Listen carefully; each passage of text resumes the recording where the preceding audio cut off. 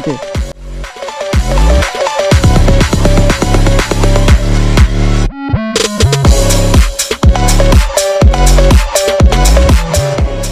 দুশো কিলোমিটার এসছে, আবার দেখাচ্ছে 200 কিলোমিটার গেলে বাড়ি।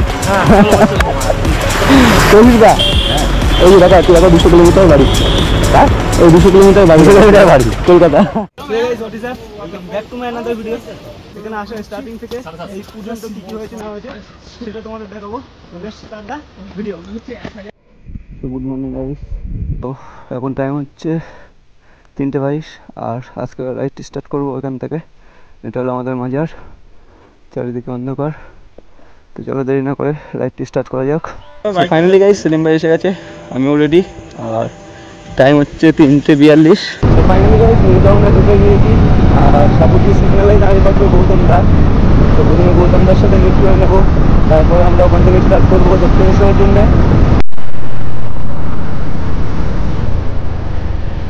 তো গৌতম দা এসে গেছে, এখন আমরা যাবো দক্ষিণেশ্বর। ফাইনালি গাইস এসে পৌঁছে গেছি বিশ্বমেলা গেট আর এখন টাইম হচ্ছে 4:10।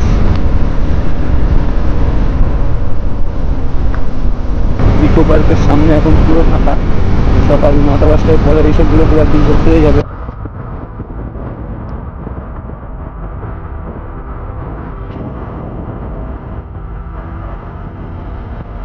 তো কৌশিক দাও চলে এসেছে, তো আমরা এখন 6 জন হয়ে গেছি। আর বাবাইদা আছে, আমার সাথে এসেছে। তো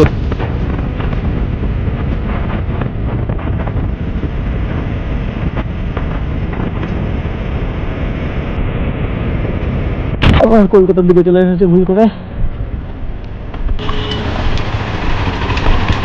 200 কিলোমিটার এসছে, আবার দেখাচ্ছে 200 কিলোমিটার গেলে বাড়ি। কৌশিকদা এই দেখা তুই এখন 200 কিলোমিটার বাড়ি, ওই 200 কিলোমিটার বাড়ি কলকাতা।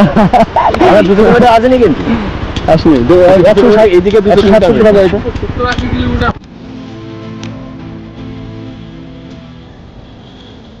ফাইনালি গাইস আমরা এখান থেকে ব্রেকফাস্ট করে নিলাম। ব্রেকফাস্ট বলতে তেমন কিছু ছিল না, একটা করে লম্বু বলে গজার মতন আর চা খেয়ে নিয়েছি। তারপর আমরা স্টার্ট করলাম রাইড।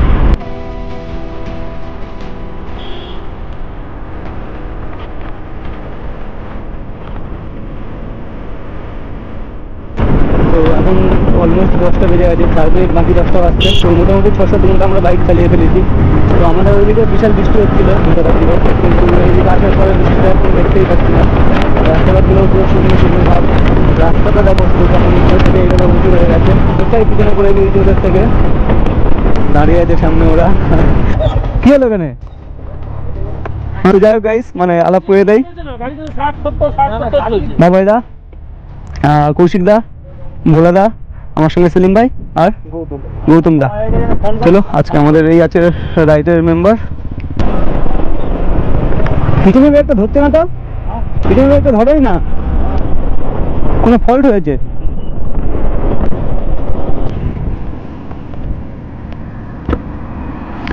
পড়ে গেছে কোনটা? মেকানিক নিয়ে চলে এসেছি সাথে করে, তার কোনো চিন্তা নেই, চলছে কাজ। তো গাড়িটি খারাপ হয়ে যাওয়ার পরে ব্রেকের প্যাডটা খুলে গিয়েছিল, কৌশিকদা ঠিক করলো। আর পুরো ট্রেসটা দেখো, পুরো স্কুল টুডেন্ট ভর্তি হয়ে গেছে। তো ফাইনালি গাইস গাড়ি খারাপ হয়ে যাওয়ার পরে কৌশিকদা ওটা ঠিক করে দিয়ে দিল, ওর কাছে রিপেয়ার সব কিট ছিল। তারপরে ওখানে আমরা একটা ছোট্ট ব্রেকফাস্ট করে নিলাম, গজা ছিল, ঘুগনি মুড়ি ছিল আর চপ টপ এইসব কিছু ছিল ওখানটায়। খেয়ে নেওয়ার পরে আবার আমরা মানে রাইড স্টার্ট করলাম। তো রাইড স্টার্ট করার পরে এরকম একটি সমুদ্র চলে এসেছে। বাইরে তো নাকি এরকম একটা মাইল পোস্টে লেখা ছিল, ফলো করতে পারবি না তো তার স্পিডের মধ্যে।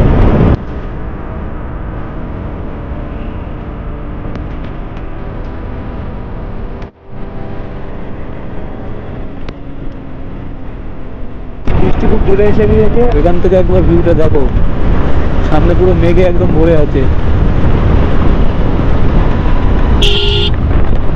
আমি তো প্রথমে ভাবলাম কিছু ধোঁয়া, মানে কোনো কিছু ধোঁয়া হবে, ভালো করে দেখলাম, দেখে বুঝতে পারলাম এটা মেঘ ভাসছে। আর মাটিগুলো দেখো কেমন লাল লাল মাটিগুলো, পুরুলিয়া, ঝাড়গ্রাম আর এদিকে মানে ম্যাক্সিমাম মাটিগুলো এরকম লাল লাল হয়।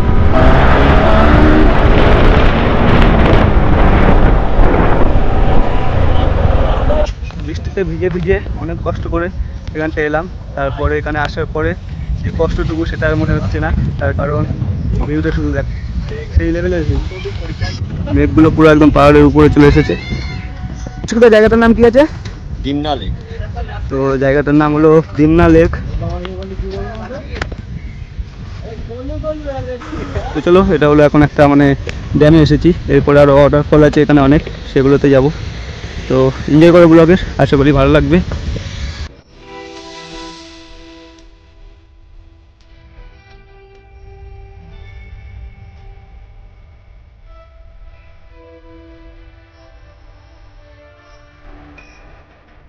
একটা জিনিস লক্ষ্য করছি, মানে 10-20 কিলোমিটার শুধু চলতেই আছি, শুধু পাহাড় আর পাহাড়, যেদিকে তাকাচ্ছি শুধু পাহাড়। দেখো এদিকে পাহাড়, এদিকে পাহাড়, এদিকে সব পাহাড়, আচ্ছা এবারে এদিকে সব পাহাড়, পাহাড় পাহাড় আর পাহাড়, শুধু পাহাড়, যেন পাহাড়ের সিঁড়ি হয়ে আছে, যেন একটা দুটো তিনটে চারটে করে ধাপ ধাপ পাহাড় হয়ে আছে পুরো।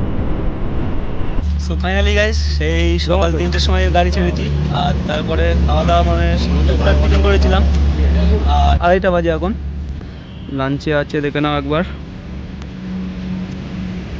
এইগুলো আছে। তো এরা অলরেডি খাওয়া চালু করে দিয়েছে, কিভাবে খাচ্ছে। সেলিম ভাইয়ের খাবারটা আসছে, হালকা করে ছেড়ে রেখেছে।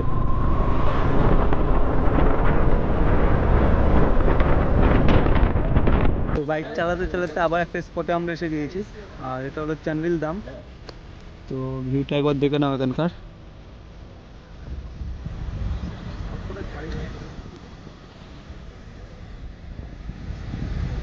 চারিদিকে শুধু পাহাড়, আর ড্যামটি মাঝখানে অবস্থিত।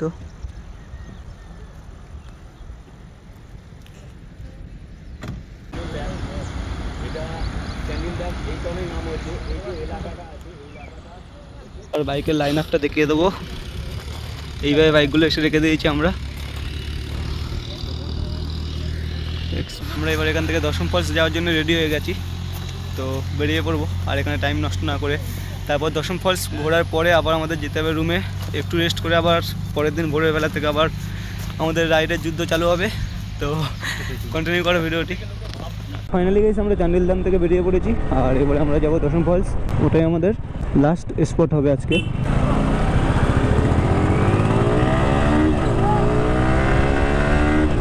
তারপরে আমরা চলে যাবো রুমে।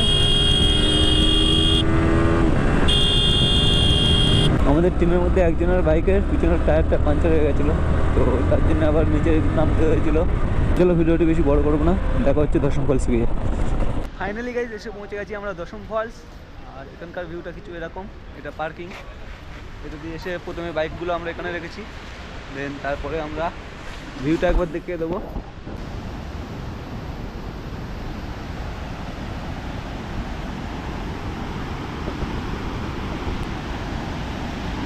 স্নান করবো কি করে এখানে, মুশকিল, স্নান করাটাই বড় মুশকিল হয়ে যাবে এখানে।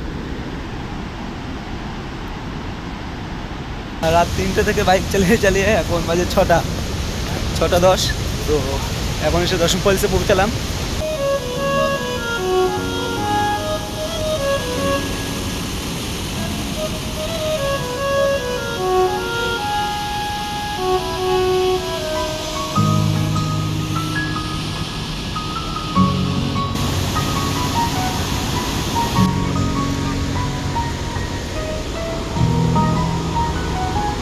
সো ফাইনালি গাইস, আসার পরে এতটা ক্লান্ত হয়ে গিয়েছিলাম, ভিডিও করে রুমটা দেখাবো সেটা একদম মনে ছিল না। তো ফ্রেশ হওয়ার পরে এসে মানে মনে পড়লো যে রুমটা কেন না তোমাদের দেখানো যাক। তো চলো ব্যাক ক্যামেরা একবার দেখিয়ে দেবো রুমটা। তো এসে শুধু অবস্থা কি করে ফেলেছে একবার দেখো। আর এই হলো রুম, ভোলাদা শুয়ে পড়েছে। ওয়াশরুমে আছে সেলিম ভাই, যেটা এখন আমি দেখাতে পারবো না। এখানটা কিছু এরকম বেশি এরকম একটা মিরর পেয়ে যাবে। তো সকাল মানে 3টে থেকে এই পর্যন্ত 9:50, অলমোস্ট 10টা বেজে গেছে।